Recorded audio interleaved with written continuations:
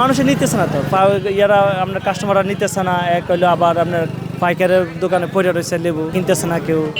এই আর না, এটা অনেক দাম দিয়ে কিনছি, এখন কমে বেচতেছি, লস করে বিক্রি করতেছি এখন।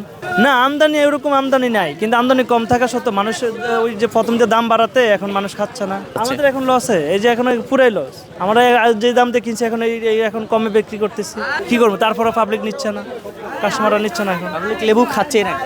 না না না নিচ্ছে, ওই যে আপনার মনে করেন যে হয়তো 2টা 3টা একটা করে নিচ্ছে এইরকম। ব্যবসা ভালো কিন্তু আলহামদুলিল্লাহ, তারপরও রয়েছে পরে রয়েছে, যাই বেশি এটাই আলহামদুলিল্লাহ আল্লাহর কাছে, এছাড়া আর কোনো কিছু না।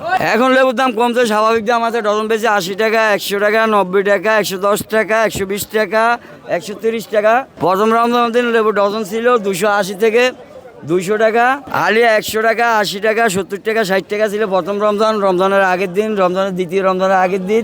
এখন তো লেবুর দাম কমছে। আচ্ছা থাক, আমরা তো চেষ্টা করি কম দামে কিনতে। এই যে এখন কিনছি 5 টাকা পিস, বেশি হলো ডজন 60 টাকা, 70 টাকা, 80 টাকা। আবার একটা আছে 6 টাকা পিস কিনা, এটা হইলো 72 টাকা ডজন কিনা, এটা বেশি 90 টাকা ডজন, 100 টাকা ডজন। লোকজন কমায় যায় না বলতে কি, ওই লোক লেবুর সিজন না এখন, বর্তমান যেটা এটা লেবুর সিজন না। এখন আমরা তো বলি কি লেবুর দাম বেশি কেন, গাছে না ধরলে আমরা কিনতে পামো কই। এখন বেশি ছিল কেন এটা তো আমি বলতে পারি না, এটা আমি কিনে আনি বেশি। দাম কমার কারণ কি, আপনিও মুসলমান আমি মুসলমান, আপনি যাচাই করেন লেবু বাগানে যান, দেখেন দাম কম কিনা বেশি।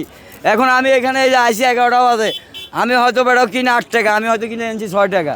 গাছে তো একই ফল, আগেও যে ফল, এই গাছেই তো ফল ধরছে নাকি? না, এই গাছে আপনি ফল ধরাবেন কেমন? এই গাছে তো সিজন ছাড়া ফল ধরবো কেন? এখন সিজন না লেবুর, ফল ধরবো কোথায়?